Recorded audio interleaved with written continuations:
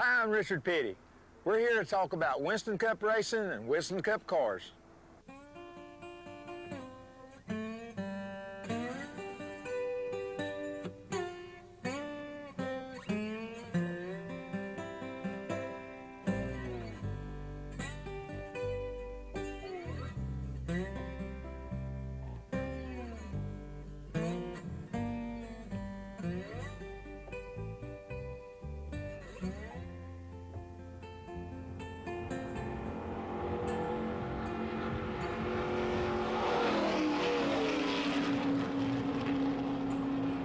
Richard Lee Petty was born in 1937 in North Carolina.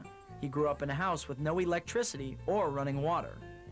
You know, we never thought about ourselves being poor or anything like that because all the people around us was the same way. And Throughout the Carolinas, young men sold illegal whiskey called moonshine, and federal revenuers chased them down the backcountry roads.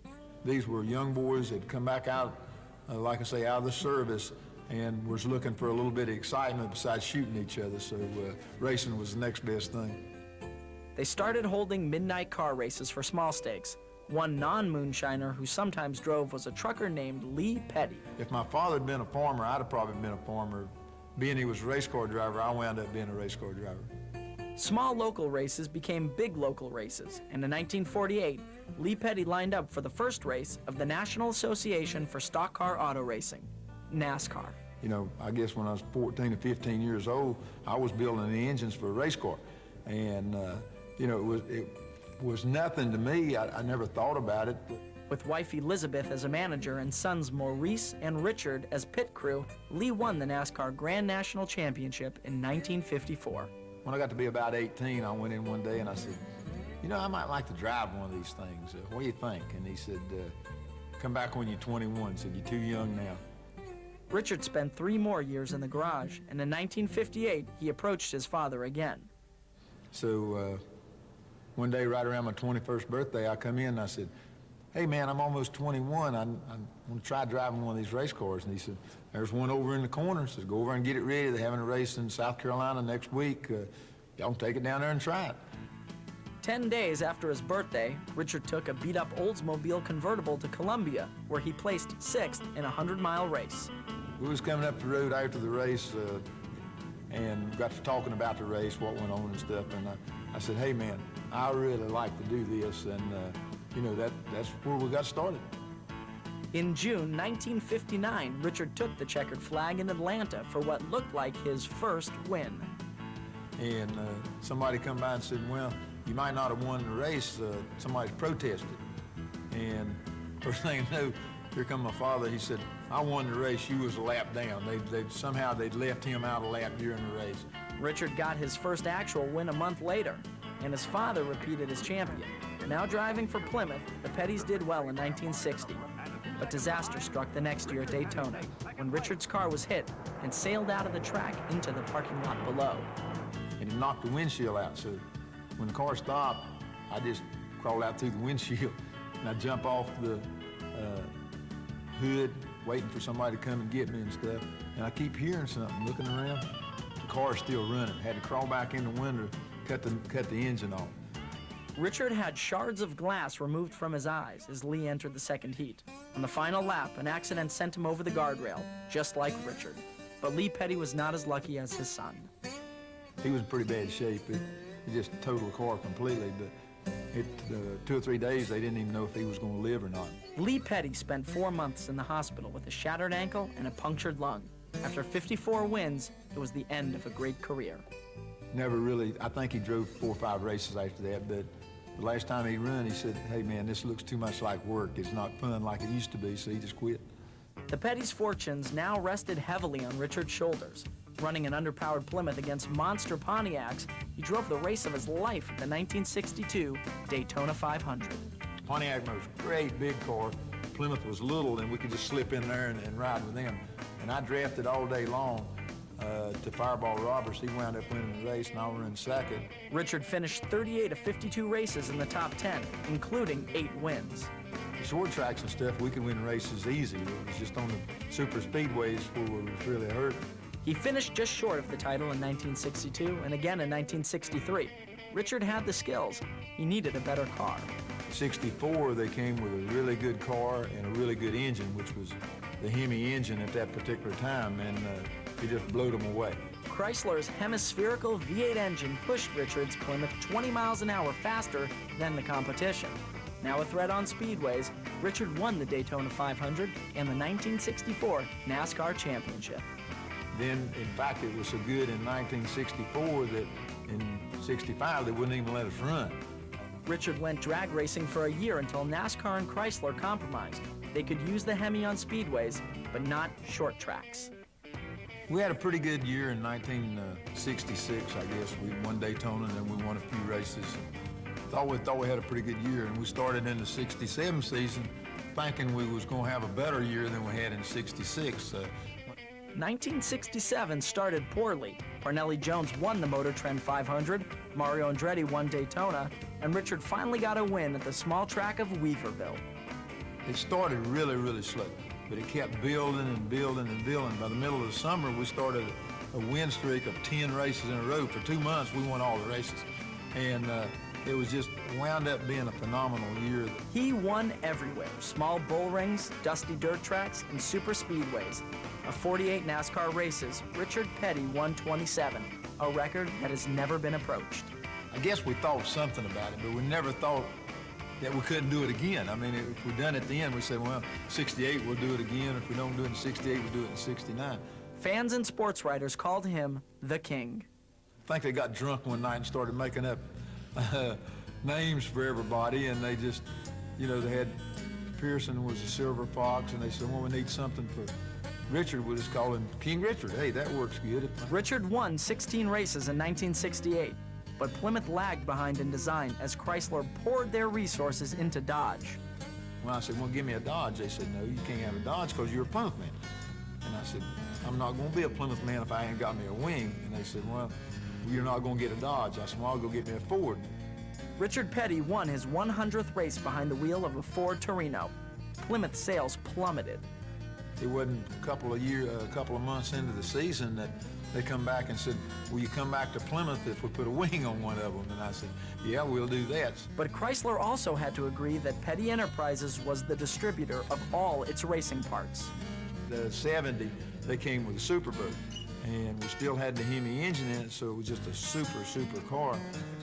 Plymouth's Roadrunner Superbird put Richard back in contention with Ford, but disaster struck at the Rebel 400 on a course nicknamed the Lady in Black. It was on ABC TV, and it was really one of the first races that they started having it on TV, and really spectacular because every time the car turned over one way, my body was going out the other way, and it really looked worse than it was, even though it did dislocate my shoulder blade. In response, NASCAR added window nets to protect the drivers. Richard had 18 wins that year, but missed 6 crucial races that cost him the title. But anyhow, we was running, 40, 45 races a year. We would run on sometimes 2 or 3 nights a week, dirt tracks, half miles, quarter miles, nighttime, daytime, a little bit of everything. In 1971, R.J. Reynolds became NASCAR's prime sponsor and renamed the championship after one of their brands. And Richard Petty won the very first Winston Cup. And then in 72, they said, we want to cut the races back to 28, 30, 32 races a year and spend a lot of money advertising each one of those races and have all of them be at least 200, 250 miles, make them big events. In 1972, STP offered to sponsor the Petty team. It seemed like a perfect fit, with one exception. Their car had always been red, and my car had always been blue, and I was as stubborn as them. I said, okay, I want the car blue, and they said, no, if it says TP on the side of it, and we're going to sponsor the car, it's got to be red. And I said, no, we're not going to do that. They got half red, and we got half blue, and that's the way it's been ever since. 1972 quickly became a title fight between Petty and Bobby Allison. If he was on the same side of the racetrack I was, I either hit him or he hit me. And we had a heck of a deal there for a pretty good while. And Petty edged out Allison for the Winston Cup in 1972 and won again in 74 by holding off Cale Yarborough. No matter how far he was behind or how far he was ahead, all he wanted to do was pass the car in front of him. And Sometimes he was hard on equipment, but he wound up really being a good race car driver. In 1975, NASCAR changed their point system for the 5th time in 9 years. Then they come with another point system. They had one point system at one time where just because you won the race, you didn't get the most points. Somebody run 8th or 10th get more points. Now, how that was figured, I don't know, but it was really a screwed up deal. It made no difference. Richard won 13 of 30 Winston Cup races and wrapped up the title with 4 events to go. I do know one thing, every way that they had the point system, I still won championships, so I feel real good about that. No matter how they jockeyed it around, we still was able to win something. The 1976 Daytona 500 was one of the most thrilling ever. Petty battled longtime rival David Pearson for the lead. I always thought he was a super race car driver because he could win on dirt, asphalt, short tracks, road courses, super speedways, didn't make any difference. Very competitive person. On turn 3 of the last lap, Pearson had the lead. Petty went to pass him low. The cars touched, spun, and both drivers hit the wall. 100 yards from the finish line, Petty could not restart his car. Well, it was a pretty frustrating situation where you could see the start-finish line about 10 car lengths in front of you, and there wasn't nothing you could do about it. Pearson pushed his car across the finish line to win his first Daytona 500. You know, you look back and you kick yourself for not being smart enough to done something different, you know what I mean? But it wasn't meant to be, so it was meant for David to win, not me. That's the reason we had the wreck. Petty finished second to Yarborough in 1976 and 1977. With Chrysler swimming in the red ink of the oil crisis, the tide was turning towards Chevrolet. 78 really was a terrible year. We started off with a Dodge, and we just really never got it going, didn't do that good. Chrysler's racing division was in such disarray that the Pettys were taking parts from junkyards. After half a season of frustration, Richard had enough and bought a Chevrolet Monte Carlo. In 79, and had an Oldsmobile at Daytona, and that's when they had the big wreck on the backstretch, and the top 2 cars crashed each other. We was running third. We wound up winning the race, so it started off a good season. After his spectacular win at Daytona, Richard jumped into another close race for the championship, this time with Darrell Waltrip. Going into the last race of the season, Waltrip held the lead by 2 points. In a mad dash to the finish, Waltrip finished 8th and Petty finished 5th, claiming his 7th national title. So it was sort of self-satisfaction of feeling what's inside, not what people think they see, tell you drove a good race or a bad race or whatever, but you know in your own mind. And I think that the better race car drivers, I think that's what they live. That's a high, was always a high for me to be able to know that I did the very best that I could do and didn't feel like anybody could have done a better job than what I did. In 1980, mechanical problems and a bad crash crippled Richard's season. Anytime you have a wreck, whether you break anything or you're not, it takes 2 or 3 weeks for everything to get back in its working places. Newcomer Dale Earnhardt won his first Winston Cup, and Petty slipped to 4th. Petty had only 3 wins in 1981 and none in 1982. Richard worried his luck was running out. Well, I tell you, I guess I've been, nobody's won more than I have, nobody's lost more than I have. So we learn to take the good with the bad, but I guess really no matter what you do, you still got to have 2 faces. You got to have a public face where everything's always hunky-dory and everything's going good, and even when you have a bad day, you try to let the press, the public, and also your crew saying, hey man, we're behind you, we're gonna get them next week, and then you go around behind the truck and cry all by yourself where nobody can see you. Faced with rising racing costs, on October 31st, 1983, Richard Petty announced that he was leaving Petty Enterprises. We didn't have enough money to run 2 cars, so I said, okay, it'd be a lot easier for me to go out and get an owner for my race car than it would for Kyle, because Kyle was still just getting started. Still sponsored by STP, Petty signed with Curb Racing for 1984. Driving for Curb, Richard claimed his 199th victory. And they had T-shirts that said, when will he win 200, and you know, the whole PR deal around it. President Ronald Reagan started the 1984 Firecracker 400 from Air Force One en route to the race. He touched down in time to see Richard Petty take the checkered flag. Win number 200. To come back in '84 and win your 200th race in front of the President of the United States on July the 4th, you know, I mean, you couldn't sell this to Hollywood, okay? That's how far out there it was, but it all happened. I was there, I'd done that. For Richard Petty, it was a moment to reflect on stock car racing's greatest career. I won, in 1969, I won my 100th race, and the press asked me, said, you know, what's your next goal? And I said, 200. You know, not just off the cuff, not thinking you'd ever get 200. Well, they asked me after I won the 200th one, they said, what's your next goal? I said, 201. But I never did get to 201. In 1986, Richard returned to Petty Enterprises, but after 5 more winless years, it was clear the King's reign was over. Well, I guess really the hardest thing I ever done in racing was make up my mind that I needed to get out of there.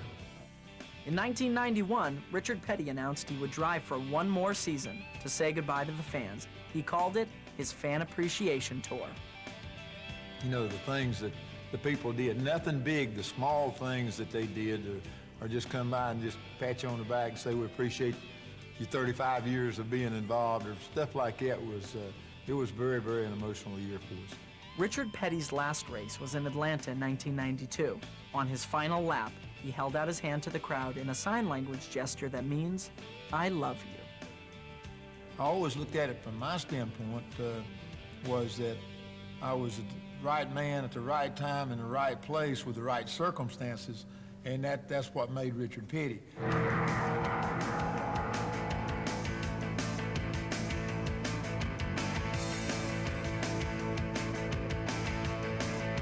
Here we have a full-bodied Winston Cup car, opposed to a Indy car, which has open wheels, and it's very exposed. It's real small body, big tires, and they use the wings on the front and a wing on the back to hold the car down. Here we use a spoiler on the front. You notice how low the car sets to the ground. That's for aerodynamic reasons. We have very little openings in the front. That makes the car run faster because the air goes under or over it instead of through it. You notice how close this is to the ground. That keeps the air from getting under the car. As you come around, the headlights are filled in. Everything is just really slick. You notice the seams are very, very small here. Well, come on back here. We have no chrome or anything here. This just flows right straight around here. On the super speedways, we put a glass in here, so this is all flush. No doors. Everything is all one side, right down the deal. All these windows are moved out. They're completely flush. This straight spoiler on the rear. Our big deal to make these cars handle is the Goodyear tires. That's about 10, 11 inches wide, and we use the spring combination of balancing the weight front to rear. We can't do it with wings. We have to do it with springs and shock, air pressure, and tires.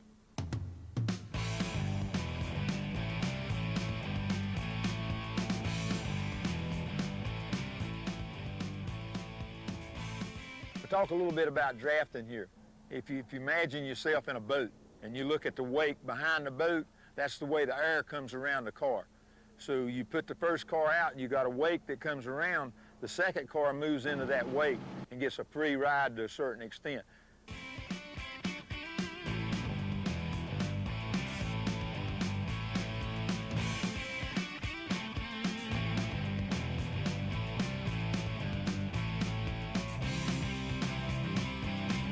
So you have a vacuum sorted behind the car. So then you take the second car, use that as the drafting vehicle, and you pull into that wake, then that's sort of a free ride.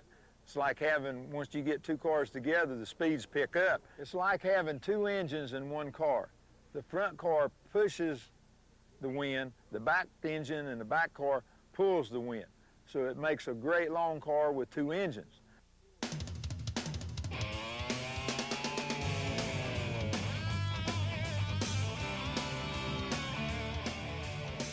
When you have your draft, the wind comes out from the side, and when you get ready to draft by somebody, or slingshot as we call it, then you've got a free ride from here to about a quarter of the way down that car. So you get your momentum build up, and if the momentum's enough, it'll shoot you right past the car.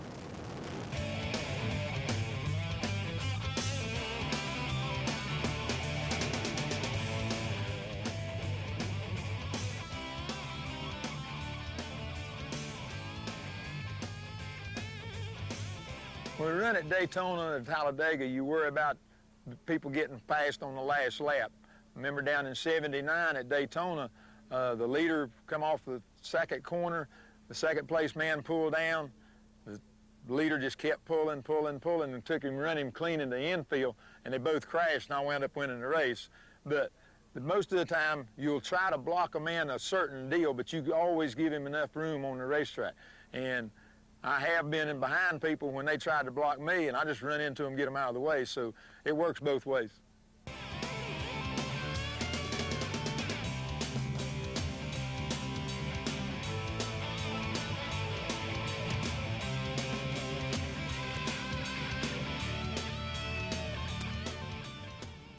Each track takes a different technique from the driving standpoint. Daytona, Talladega, you hold on to the steering wheel, you go down into the corner, wide open, you make the turn, hope the thing sticks, you run wide open all the way around the racetrack. Now you run Martinsville, you have to use the brakes, you go down straight away, you get set for the corner, you let off the gas, slam on the brakes, turn the car in, and then you have to feed the gas, get off the brake and feed back into the gas real smooth because it's such a short corner. So you have to really do a lot more driving on the short track than you do have to at Daytona or Talladega, because there you're running wide open.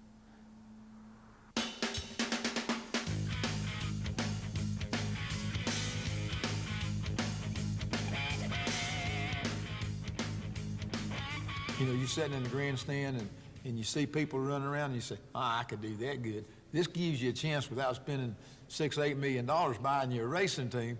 You can come over to the Richard Petty driving experience and say, take the rookie course. They'll give you 8 laps on the racetrack of just, you know, you can go out and you can run 10 mile an hour, you can run 110 mile an hour, you can run ever how fast you want to.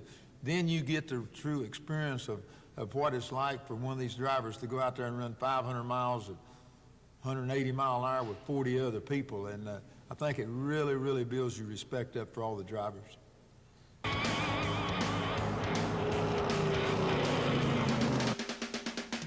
On behalf of Richard Petty and his partner Barry Graham and all the staff here at the Las Vegas Motor Speedway, we'd like to welcome you here for your experience this afternoon.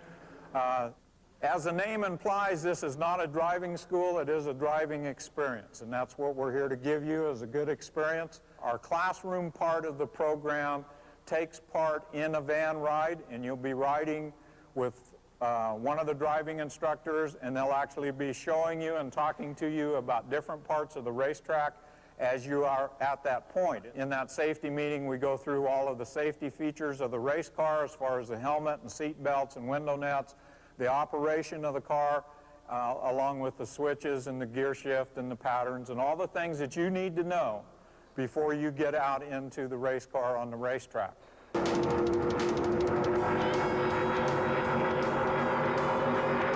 This is a typical Winston Cup car. We start in the rear here with a spoiler. This spoiler also does two things. It holds the car down. Most of the time it makes it run a little bit quicker. We walk on up here. It's a Lexan back glass to keep the glass off the track when we have wrecks. These here, right here, are little situations here so that when the car spins out, then it's not as apt to turn over. We've got flaps here that come up when the car does get backwards to keep the car on the ground. Well, on this side here for the driver's safety, we have a winter net here. We've got a fire extinguisher in the car. We've got a cutoff switch to cut all the juice off when anything happens. It's all equipped with a radio so that they can talk to the crew if anything happens. Careful, careful! Watch out, Richard, watch out. Lexan front window, got clips on it to hold it in case the car gets backwards or anything hits it. We're going up here, we've got hood pins front and rear to hold the hood and the trunk lid down. We have a spoiler around the bottom here to keep the car on the ground at speed. 9.5-inch wheels, got Goodyear tires with inner linings, We've got four-wheel disc brakes all the way around the car. We've got roll bars around in the car that go all the way around the car to protect the driver at all times. We've got a V8 engine with a 4-barrel carburetor, 4-speed gearbox, and the car is very capable of running over 200 miles an hour.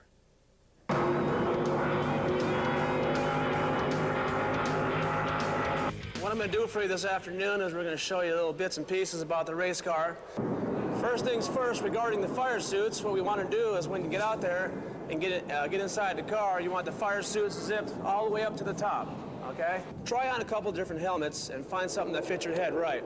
We also don't want to see it being real loose on your head like that dog in the back of the window bouncing around like that. It won't work for you in event of an emergency. Getting in and out of the car is something that sounds pretty trivial, but it's pretty exciting to watch at times. People are so excited and they're overwhelmed with the experience. They like to go in head first, and that just doesn't work. Well, what I want you to do is grab a hold of the railing of the car, kick your right foot up, sit on top of the window ledge, wave goodbye to your friends and family, take a big deep breath because breathing is required out here. Put your left foot inside, twist your hips and your shoulders in the car just like this. Okay, gentlemen, all the race cars here at the school are equipped with the Simpson 5-point safety harnesses. And what we're going to do is once you get inside the car, we're going to have you sit all the way back into the seat, take your left foot, step on the clutch pedal, and make sure that you can reach the floorboard with your foot. Now you notice all these race cars are equipped with a quick disconnect steering wheel, and they're attached by this little collar right here. We will be putting that on for you as well. Once the wheel is on the car, all I want you to do is do a quick little yank on it right there and make sure it's on tight. Now, when you're sitting inside the car and it's your turn to go, or getting close to your time to go, your hands have a tendency to wander around the car. What happens is they wander on down to the steering coupler and they fiddle down here. Well, what happens is you fiddle, you fiddle, you fiddle, time to take off, next thing you know, you're going into corner one without a steering wheel. For the normal person like myself, we've installed a center force type racing clutch as the best you can get on the market off the shelf.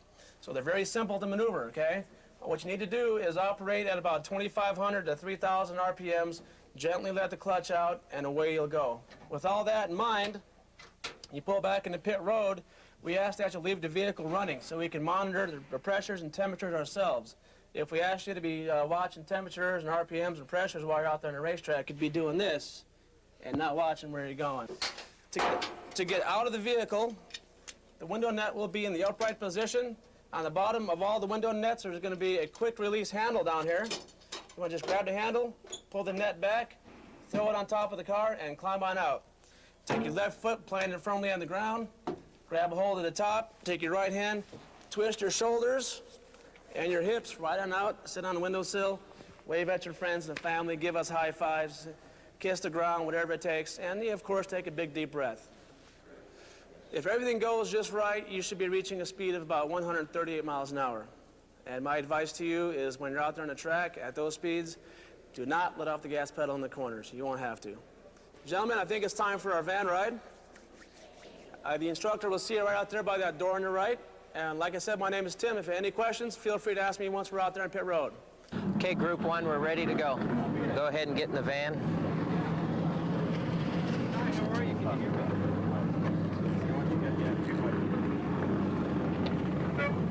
The three rules you need to remember, rule number 1 is to always follow the instructor.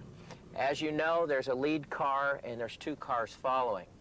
So the instructor will lead you down the pit lane, and it's very important that you follow him at all times. That's the most important thing, rule number 1. Rule number 2 is to maintain the proper distance. We want you to maintain these 6 car lengths. It's very important. If you get a little too close to the instructor, I'm going to wave you off a little bit. You'll see my hand signal like this. That's the wave off. Just back it off a little bit. Don't drop back more than just a car length or so until we get the distance just right. If you're the second car back, pay attention to the flagman. He uses a signal to back you off too. He uses his hands like this to space you back. Rule number 3 is to always keep the car on the proper line around the track. We have some dots painted out here that we use as our gates to drive the car in between.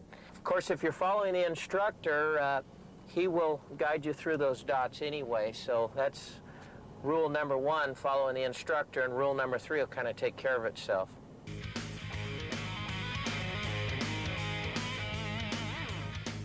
We have what we call a groove on any track, whether it's small or large.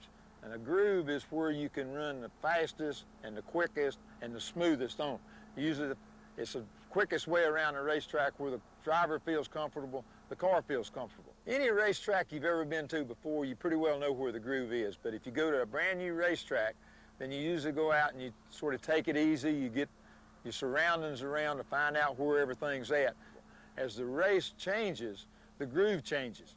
A lot of times it'll be right on the inside of a racetrack, and as the track gets greasy, gets loose, the car doesn't stick there, then you'll find you another way around the racetrack. You don't really have to fight the car, you don't want to fight the car, and you don't want the car to fight the track. So you go out and you just let the car sort of do the natural things. Most time that's the quickest groove.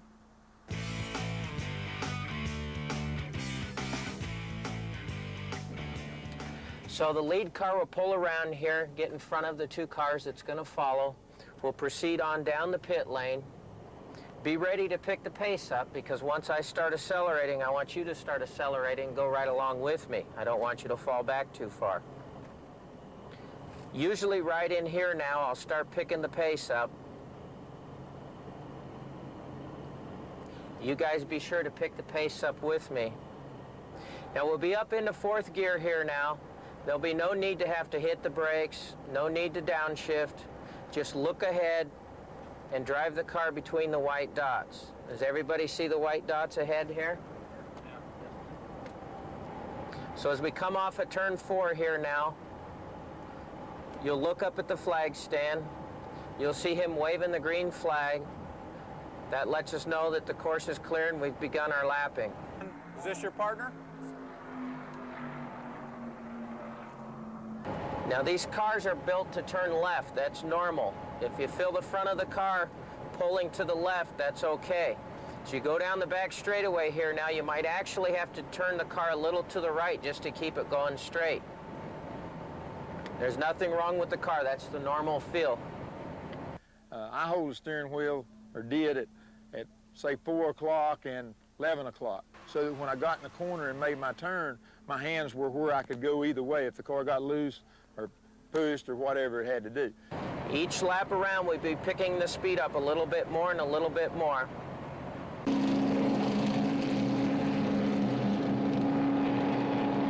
If you're not following our 3 rules, you're getting too far off line, not following the instructor, or you're getting too close, he might flash the yellow at you. So that's to remind you that you're doing one of those things wrong.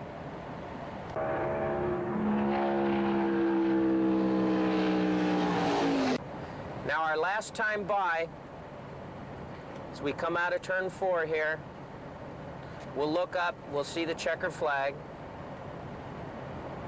That lets us know that we've completed our laps. So right here between turn 1 and turn 2, we'll gradually start slowing down, and I'll drop right on down below the white line. Now once I get below the white line, you follow me on down here, and we're going to stay here. We don't want to ever go back up above the white line. Once we're down here, the other cars can pass us. Proceed on down the pit lane. You can still keep it in 4th gear. You proceed straight on ahead. There'll be a guy standing there, and he'll show you where to put the cars back. Don't forget to stick the clutch in. You can kick it up into neutral. Okay, are there any questions? Great. Well, we'll have another short meeting here in these chairs, and then we'll get started.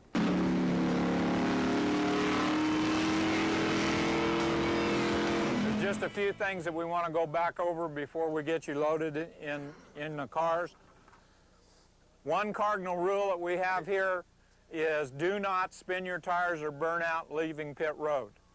That'll end your experience very quickly. There's a sniper up there on that roof with a high-powered rifle, and he will get you, okay? And if he doesn't, we will. So make sure you bring your engine RPM up to about 2,000. Just let the clutch out real easy. The car will engage and roll off very easily. It won't be a problem for you. At the checkered flag, we want you to carry your speed on down until the instructor slows down and bring you off. Don't jump off the throttle here and do donuts in the grass like Earnhardt does, okay? The other and last thing is when you're in the race car, please remember to breathe. Okay, we have a 4-lap record for a guy holding his breath, and we don't want that broke, okay?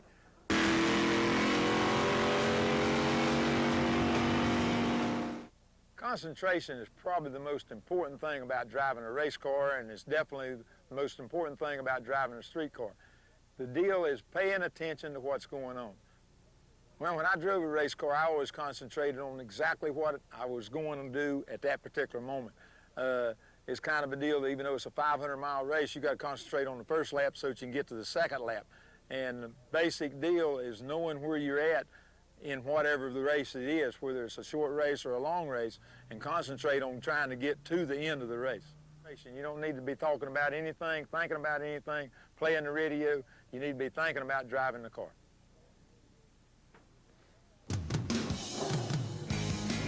Okay, guys, get your helmets on.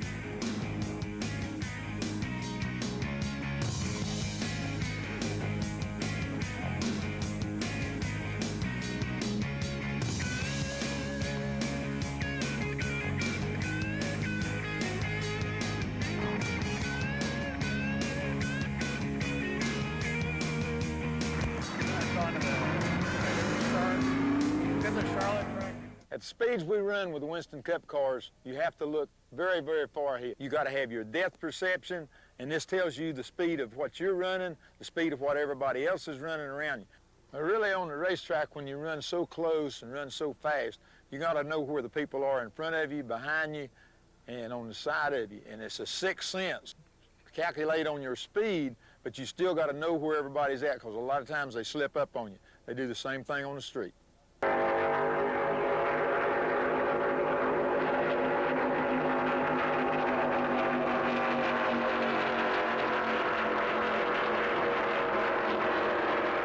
Biggest problems all drivers have, whether that's on the road or driving a race car, is patience. And if you're patient, you know that there's no need of trying to wreck somebody on the first lap or the 10th lap or the 100th lap. 500-lap race, be patient. You got plenty of time to catch up. And I was always guilty of it, and I think most drivers are, of not being patient enough to wait for that opportunity to come. You drive behind anybody long enough and you're patient enough, they're going to make a mistake and you're going to be able to get by them.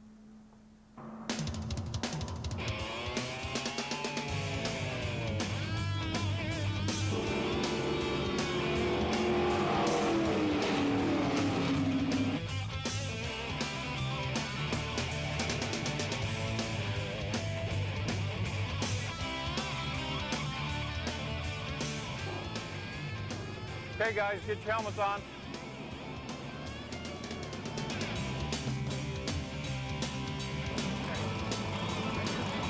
Be in the 7.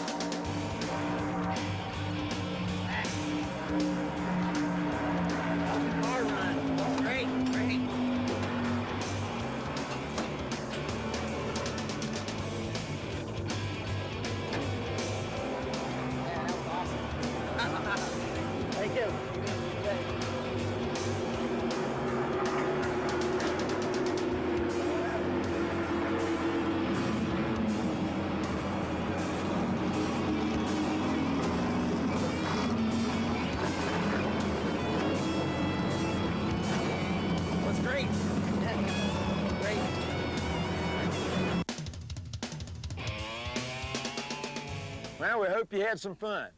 See you at the track.